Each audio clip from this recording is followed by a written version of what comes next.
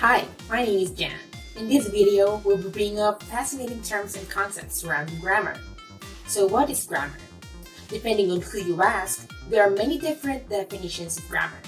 Experts have put up a variety of theories to define it, and in a nutshell, grammar is a rule governing system of a language. But however, grammar is more complex than just simply saying it's a system of rules.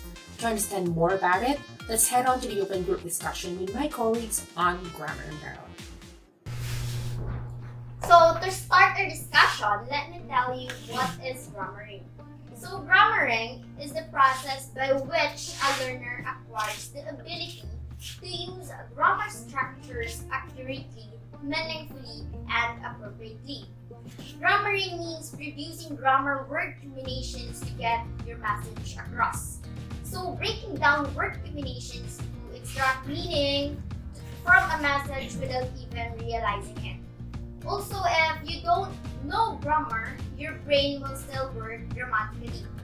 So, the term grammaring was coined by applied linguist Diane Larson-Freeman to convey the dynamic nature of the grammar learning process. According to Diane Larson-Freeman, knowledge of grammar consists of three parts: the knowledge of form, the knowledge of meaning, and the knowledge of use. So, example of this grammaring is every time we are engaged with our friend, when we chit-chat with our friends, when we are listening to music and understanding the lyrics, reading rote sign, writing a note, you are doing grammaring. Thank you, Jamie. But there's also another term that I want to share with everyone. Do you guys know what is grammaticalizing?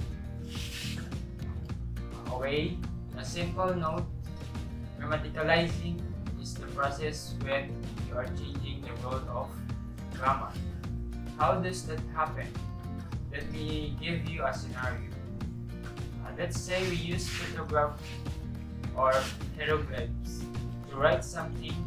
We just draw a picture of a dog to describe a dog and how to describe a house in writing.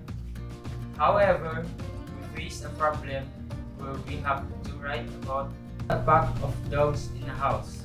So we come to a resolution by creating a new symbol to describe a group.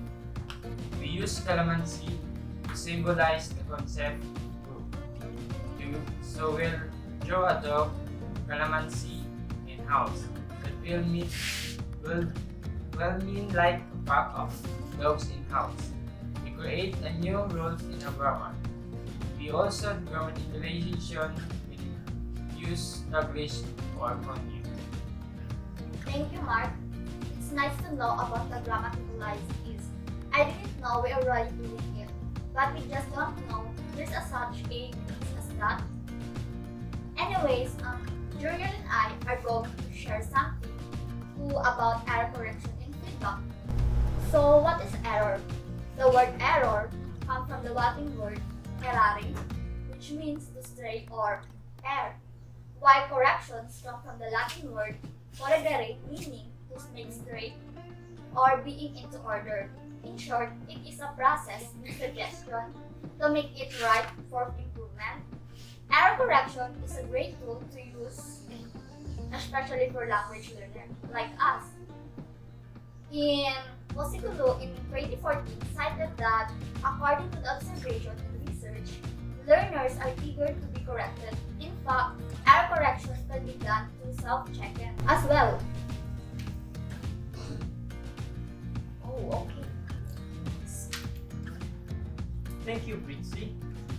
However, the problem with self-correction method is sometimes we don't know what we're in the wrong to begin with, or maybe we feel that something's off or doesn't feel right, but we don't know what exactly is it.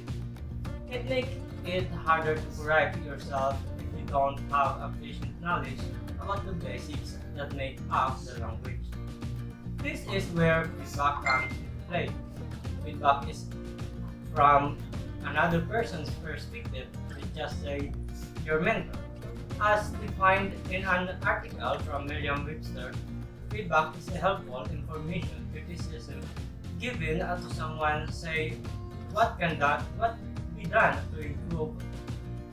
Feedback may start with error correction.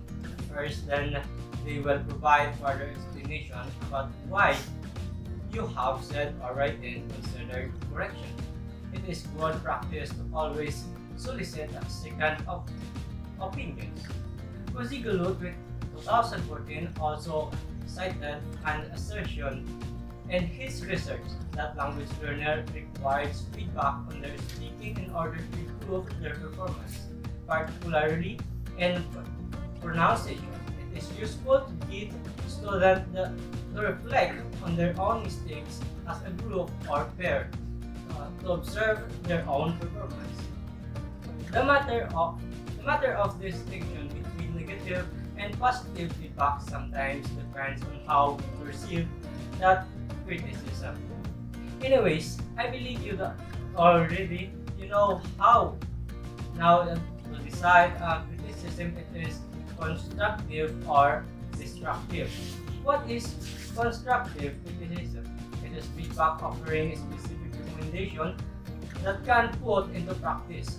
Constructive criticism offers a specific suggestion of how to make improvements rather than general advice. Constructive criticism is direct to the point and simply to empathy. Yes. Let me give you a scenario. We were having a class discussion about technical writing, and Sir Genesis asked for our opinion on a certain topic. Now, one of our classmates started her statement for me. I want to. Right away, Sir Genesis pointed out an error she committed, saying that it is a common mistake to use for me as used in her statement.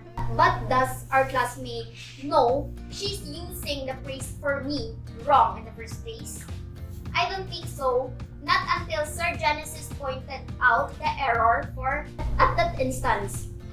He then proceeded on providing further details, a feedback on what or how to improve or make it right by saying that phrase to me. Is the correct phrase for his statement. Did you get my point, guys? Yeah. So, thank you, Jamie, for giving that scenario. And I am Miriam Laganya together with Miss Jessica Espinosa. And at this point, we'll be sharing something about spoken and written grammar. So, when we say spoken grammar, it is a grammar of everyday interaction. It is informal and natural, and it involves speaking and listening skills, while written grammar or language, it is a way or recording language using any of the various instruments like pen, papers, as well as computers. Spoken and written grammar are both important because it is our key to speak English fluently and confidently. Knowing your grammar will help you avoid errors that make your English sound strange to native speakers. So, in spoken, proper grammar is necessary for credibility, readability, communication, and clarity. Mastering it will allow us to make our work clearer, more readable, and understandable. The main difference between spoken and written grammar is that written grammar is more formal and complex than spoken. Basically, when we say spoken grammar, it is typically associated by linguists with conversation that is produced, processed, and then evaluated in the context of face-to-face exchange or either in a call, conference, and etc. While the written grammar, it is associated with the language of books and explanatory prose. Written language is formal, academic, planned, and highly constructed. So which one do we learn first? Spoken or written? Anyone? Spoken. So spoken. Thank you. First, for us, we learn first is spoken. Why?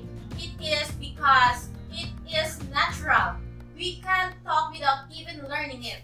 We can talk and say what we want even when when we were a baby without even studying it. So, that's it. I hope you learned something.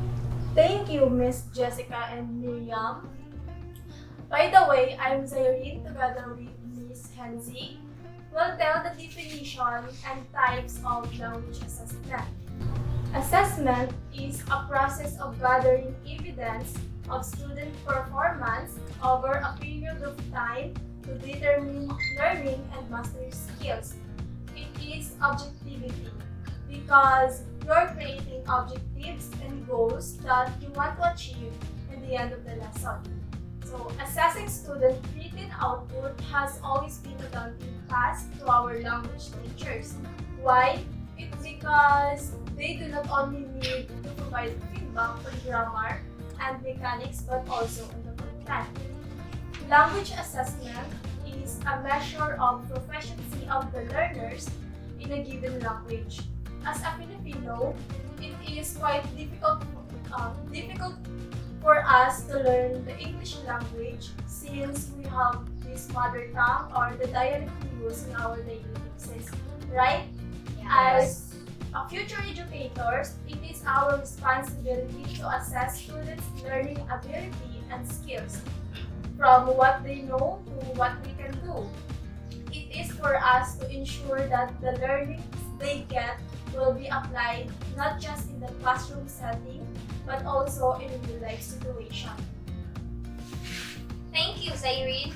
So, there are 5 types of language assessment in assessing learners' ability in language.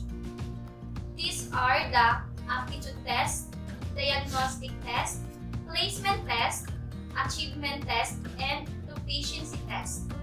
First is the aptitude test. It measures the likelihood of language learning success. They assess how quickly and effectively a person is able to learn or acquire new language skills. Example, the NAT or the National Achievement Test. Second is the diagnostic test. Measures KSA or the knowledge, skills, aptitude to identify strength and weakness in language level. Example, the pre-test. It will help the teachers, even the students, to know how much they know and they do not know about the topic before something is discussed. Next is the placement test. It measures proficiency for placement in the program. Placement and diagnostic test are quite similar because they are both used for educational purposes. Example, the entrance exam. Achievement test. It measures KSA of material directly taught in the course. Example, a quiz or exam after a lesson. And the last is the proficiency test. It measures a person's competency. It focuses on practical application of knowledge in a certain field. Example, you are learning or studying grammar. Then one day, you met foreign people. In this situation, learner's competence will be measured. How he or she will apply and use his or her knowledge in grammar to that situation. Thank you so much, Henzi, for sharing that information about the assessment. So for now, actually as an educator, we are faced with the fact that what society primarily demands from us is to teach. So therefore, the question we should ask ourselves is not only what to teach, but the question of how to teach as well. And that is what we call pedagogy. So you may have come across this term before, maybe in your previous subjects, but pedagogy came from the ancient Greek word pedagogos. It's a combination of 2 words, paidos, which means boy or a child, and then agogos, which means leader. So therefore, it can be translated as leader of children. When I say leader, does it ring a bell? Yes. Okay, so we as Green Valiants should possess the spirit of being a leader. Thus, our school's core values constitute the acronym of the word leader, right? So, as a leader, we don't just guide the learners, but also listen to them. Do you agree? Yes. Hello? Okay, so we must know and understand what are our learners' needs, including their strengths and weaknesses. So prior to this session, I actually had you answer a specific survey and rate yourselves according to how often you would like to want to do a specific task given. So I will actually show the result right now, which will be showing up on the screen. As you can see, it clearly shows on that most of you have multiple learning styles. And I do so believe that each learning styles have varying degrees of significance to you as a learner. Maybe like 20% as a visual, 30% for physical, yada. So in the book written by Bilbao, the Purpose, they cited 8 learning styles, which are the visual, musical or auditory, verbal, physical or kinesthetic, social, solitary, logical or mathematical, and naturalist. So in short, we must not focus on one domain alone when we teach. So take note that today's era has new types of learners. These new breed of learners does not have age boundaries. At this point, there is no real specific way or technique or method of teaching because again, our learners are very diverse. They could be multicultural as well. Yes, we have a sample curriculum which is designed by JED, and that curriculum is flexible in such a way that educational institutions can cover all range of competencies as well as encourage an approach to teaching that will resonate to all kinds of students or learners. So allow me to share this. Also, the book entitled The Teacher and the School Curriculum, written by the same authors I mentioned a while ago, they pointed out that teachers can consider themselves as curricularists for these reasons. It's because the teachers know, the teachers write, plans, initiates, innovates, implements, and evaluates the curriculum. So therefore, we have the privilege, the power to choose what approach suits best in a specific setting. We are facilitators to begin with. Before the 21st century, educational instructions is just focusing on memorization and spoon feeding. But after the paradigm shift for 21st century education, learning environment is no longer teacher-centered, but learner-centered. In summation, all of those that I have discussed can be categorized into 4 learning theories to approach pedagogy. We have behaviorism, liberationism, social constructivism, and connectivism. The first one, behaviorism, focuses on the conditioning approach. So that means you're most likely going to learn something the more frequent you're going to do such a thing.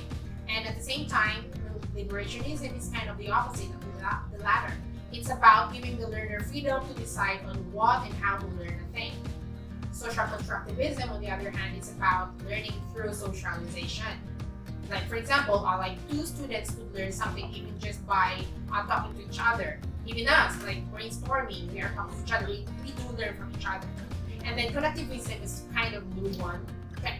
It is related to learning using ICT tools like webinars, and so on. So are we good, guys? Yes. Okay, so give yourself a round of applause. I really appreciate you.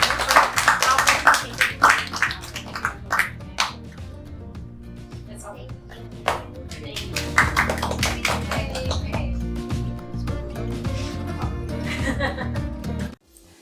Alright, so that wraps it up for today's video about grammar.